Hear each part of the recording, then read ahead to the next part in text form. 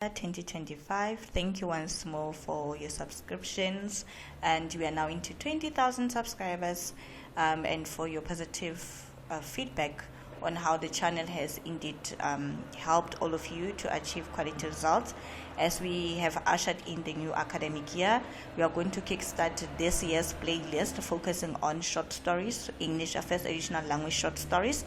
But before we start with the first short story, I want to take you through the 5 most important elements of a short story. And for you to be in a position to understand literature, it's important to understand the literary devices and literature concepts prior reading of the short story or the particular genre that you're doing at your respective schools. It's important to familiarize yourselves, if not to know these concepts, because we are going to use them to understand the mindset of the author, the mindset of the writer, and most importantly, the embedded meaning of the short story. We are going to rely on characters. We are going to know the setting. You have to know conflict. You have to know theme, and then you have to know a plot. Now I'm going to break all of these literary concepts so that you understand them, and then once we start reading now or analyzing our short stories, this should be your frame of reference to know the characters in that short story, the setting where action is taking place, the conflict, what is the base of the story, if not the main objective of the story, which comes from the conflict, and then the theme, which are the main messages of the story, and ultimately the plot, which is the sequence, the manner in which the events flow in the particular story. Let us start with character.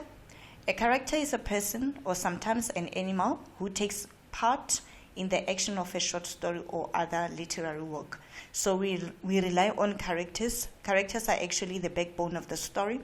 We rely on them to understand the plot. We rely on them to know where the plot is, but most importantly, they are the anchor of the story. Now, for us to know more about characters, because we rely on them to know the essence of the story, characters and how we get to know about them. First and foremost, we know about characters through what the author's physical descriptions of them. At times you read a story, or you may read a novel where the author use adjectives to describe the character's appearance, or to describe the character's physical appearance. That's where we get to know more about characters. We may get to know more about characters through what the author is saying about them. And to add on this point, it's not only about their physical description. At times, authors may spend time describing the character's attitude or the character's character trait. So we get to know more about characters through what or how the author portrays them. Another one is through their action, the manner in which the character portrays a particular or reacts to events. Let me put it that way. The manner in which a character reacts to events ultimately reveals his or her character trait. Because remember, through their action, we are able to deduce or come to a conclusion to say this character is possibly rude. And when you say the character is rude in a short story, you must have substantive reasoning backed up with what is that they have done, or what is that he or she has done, for you to come to a conclusion to say this particular character is rude. So that is what we mean by character and characterization. You must check how characters react to the events that are transpiring in the story, so that ultimately we can know their character trait. And then through their words, dialogue, when they have a conversation with other characters, the manner in which they use words, and then in English or literature we refer to it as diction. Diction, it means the choice of words. If somebody is kind, of course the author will use positive words, calm words that portray the character of kindness. But if somebody is rude, you can ultimately check by their choice of words and the diction, which is choice of words, and the tone that they'll be using to show or to demonstrate the character trait of rudeness. So you also need to check the words of the characters, and then ultimately also going to check through their inner thoughts. In literature, that's what we call soliloquy. Soliloquy, it means when a character is having a moment to himself or herself, and then they are thinking deeply. That's where we get to know more about characters. And then again, we get to know more about characters through what other characters say and think about them. So at times the character might not be there in that particular scene, but you may have other characters talking about that particular character. That again can be used as a way to gain more insight or to gain more understanding on a character. So for us to understand the dynamics of a character and characterization, it is dependent predominantly on how the author presents them to us as a reader, how their action, how they react to the events that transpire in the story through their words. How do they speak? You know, it also boils down to portray their character traits and then their innermost thoughts, and then through what other characters are saying about them. So when we read, you must take into cognizance these are following pointers that can also assist you to know the characters much more better. And if you understand the characters better, essentially the plot falls into place. The book, if not the short story, becomes more enjoyable and more understandable simply because you have familiarized yourself with the characters that are in the story. And to make a practical example, in the grade 12 short stories, Forbidden Love, in terms of character and characterization, we can look into Dora Rudolph. One can say, how is Dora? What kind of a character is Dora? I can safely say that she's a caring human being, loving, and I have evidence from the story dependent on how she reacted to the event. To make an example, she takes care of Michael when he was beaten by the young colored gang. That alone shows how much affectionated she was with Michael, and how deeply and how caring she is.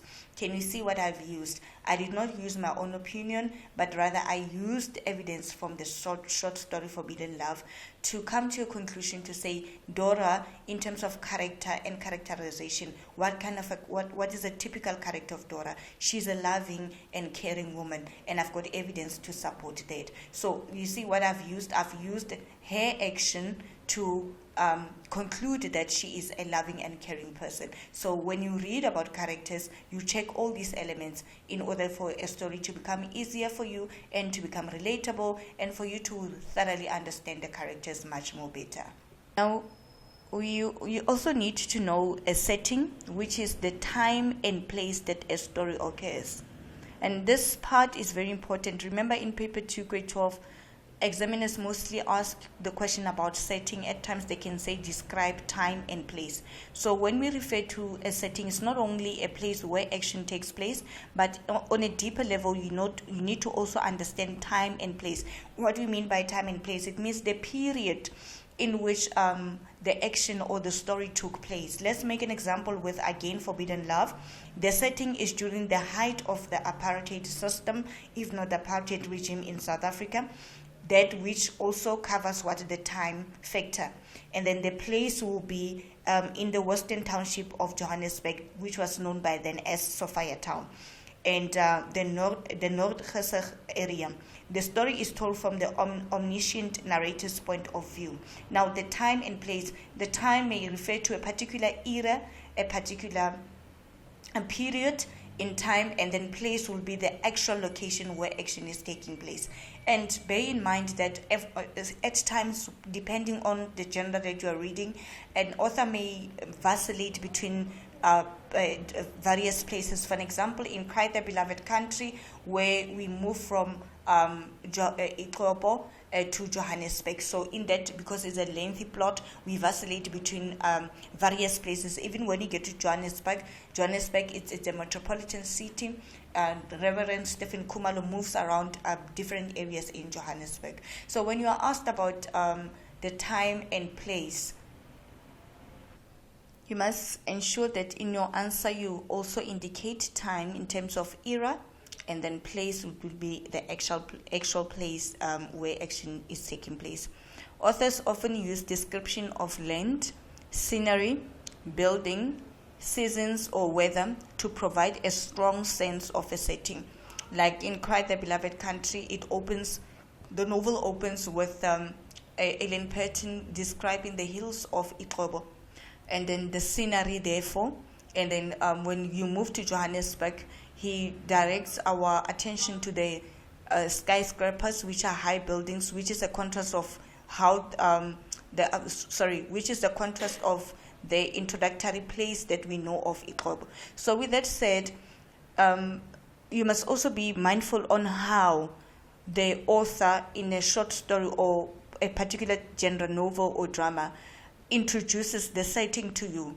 They may use descriptive words like adjectives to paint the imagery of the place in your mind by describing the landscape, to say, is it uphill place filled with grass, or is it a dry land that is desolate?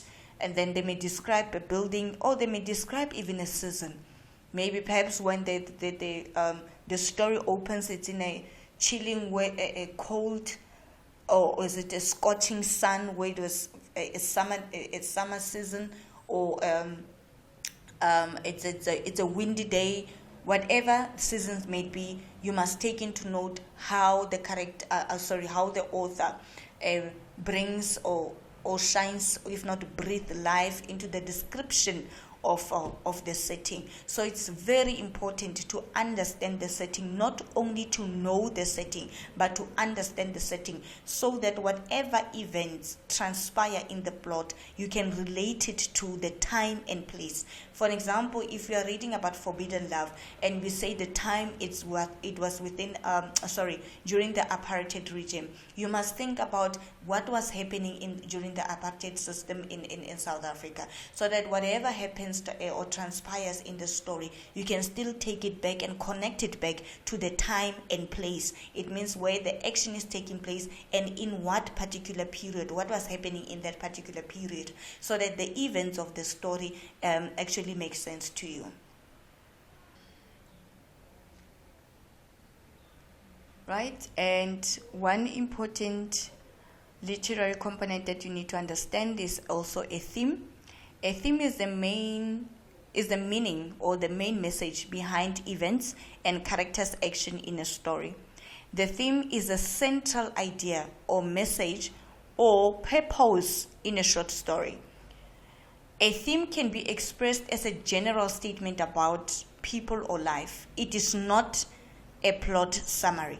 So the theme does not necessarily give a synopsis of the events of the story, but rather a theme will be the main idea, the central idea or the purpose of that story, which is normally revealed through the climax of the story.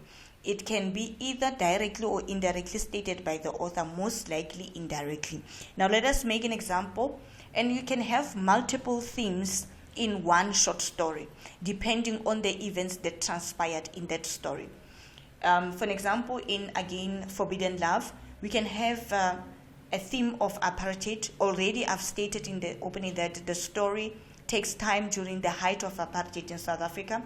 Apartheid can be, in the language of Afrikaans, was a system of legislation that upheld segregation policies against non-white citizens in South Africa. And then racism is influenced by the idea that one race is superior to another. Like in the story, the people of Noord-Gesig, which are the colored, referred to black people as natives, which is a very dehumanizing, if not derogatory word. The author also uses the fact that black people are not allowed to attend the cinema for the film that is being shown, as yet another example of apartheid. And another theme in the Forbidden Love can be the theme of fear. The theme of fear is when women throughout the story is woven throughout the story, where the Ross family lives their lives in fear, as they feel that they do not want to have any involvement with black people. Their peers' actions and beliefs that make them think that black South Africans are beneath them or are less human than they are. So you see, with the ideas of a theme, everything that you say in literature must be backed up with evidence. And where do you deduce your evidence? Evidence will always be facts from the plot, facts from the short story that you have read, that you can use to substantiate the idea of a theme. So a theme will be the central idea, which is normally revealed through the plot's climax. Then when we study the plot, remember the plot has the introduction and then supporting events of the plot that ultimately drives the plot to a conflict. So when you read a story, you are not going to read it for the sake of just reading to finish, but you must also take note of where the plot reaches its climax and where there's conflict. So what do we mean by conflict? Conflict in any of is any of the problems that a character encounters in a story.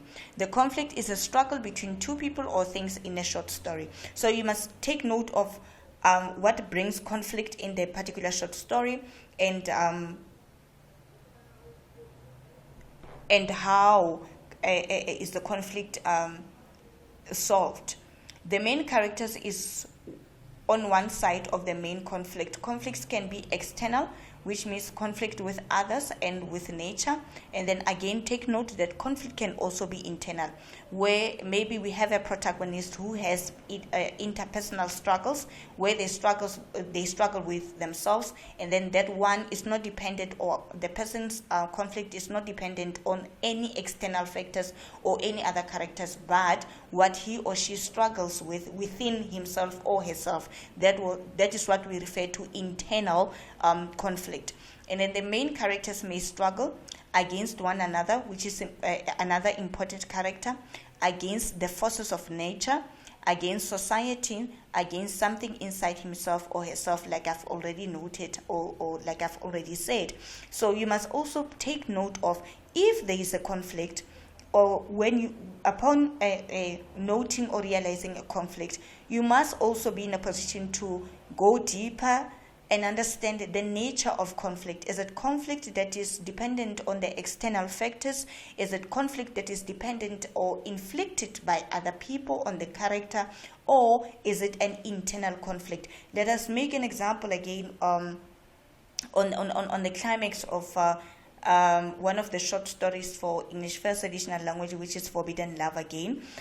When after learning about the story of Michael's beating by Davy and his friends, Salome has an idea of how to end the entire issue. And then what he awaited for Michael to heal, and then what Salome did, remember, was to expose the truth that Davy, who is Dora's brother, is actually the father of her child. And then Salome even presents evidence in the form of love letters that Davy has written to her. Now both families are in shock, because remember, they were against the relationship between Michael, who is black, and Dora, who is colored. Now to their shock, the same people who were against the relationship, only to find out that the brother is Salome's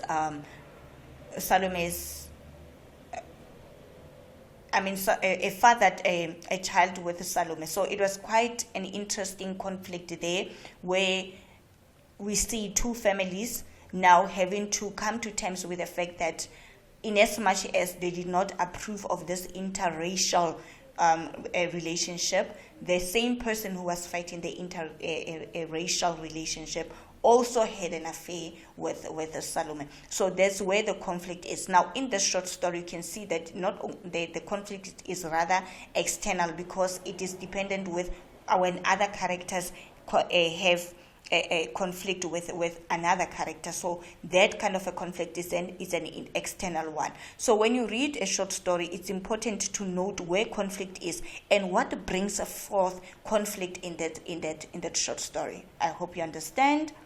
Now, and also what is important now is to understand the plot. The plot is a series of events that develop from the interaction between characters. Without a plot, we don't have a story. So when you read a short story, you must take note of how series of events unfold in that particular short story. And we have 5 elements of a plot. The first one being an exposition, and we are having a rising action, exactly what we have just talked about now, and then a climax, what we have spoken about. When we have a climax, and then upon having a climax, we must have a falling action and a resolution.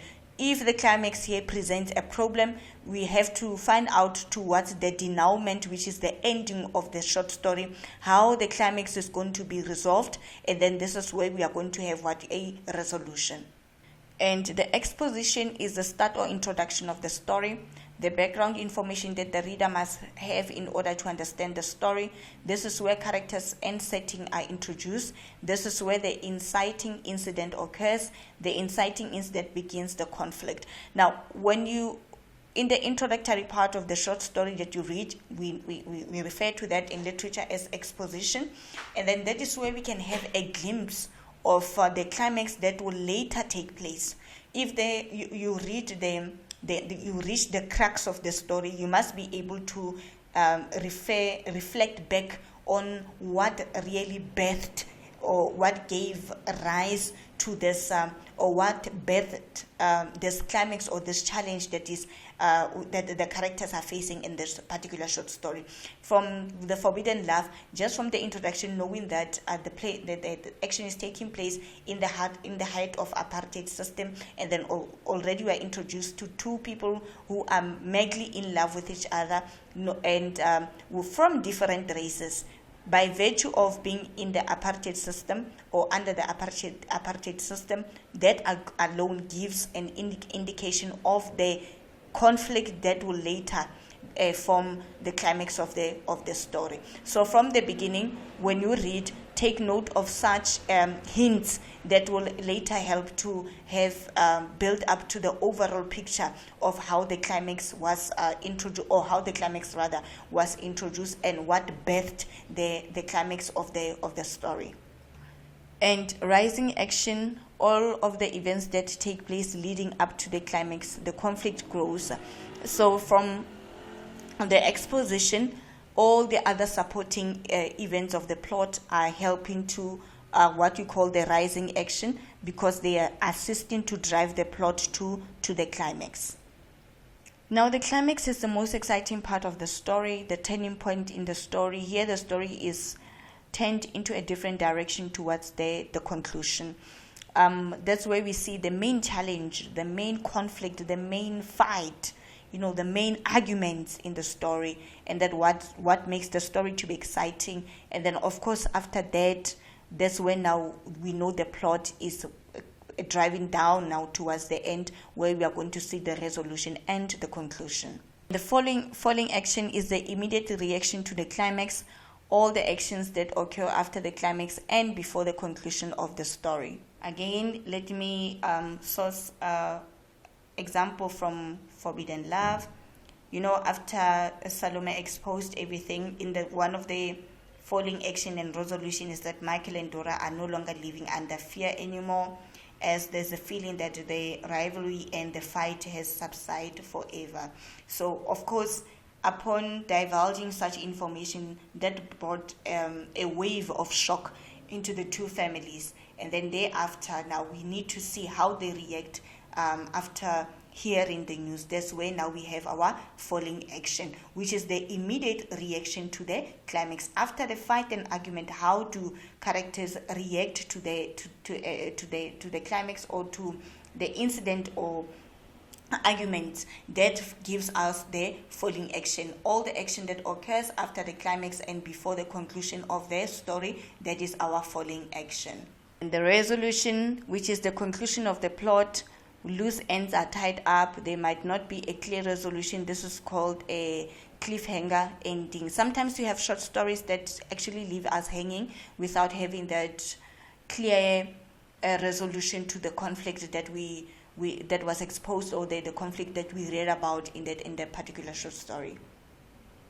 So you need to know all of these important components for you to understand literature and to understand the short story, so that when you read, at the backdrop of your mind, you take into mind, you become mindful of the plot, you become mindful of the character and characterization, you become mindful of the setting and time, at which period, at which time, what kind of environment are we in, where the characters living under, and so forth. You take note into how the characters respond to events, the diction and their choice of words, which ultimately helps us to understand their character traits. You take mind of the the main climax of the story, you take mind a note of the themes, which are the central ideas, and then you should be in a position to know how to discuss the themes using evidence from the plot. This will ultimately help you prior reading the short stories. Please understand these concepts first, then read the short stories after. Thank you once more. Stay tuned for more lessons on the English First Additional Language with Miss Lechuti.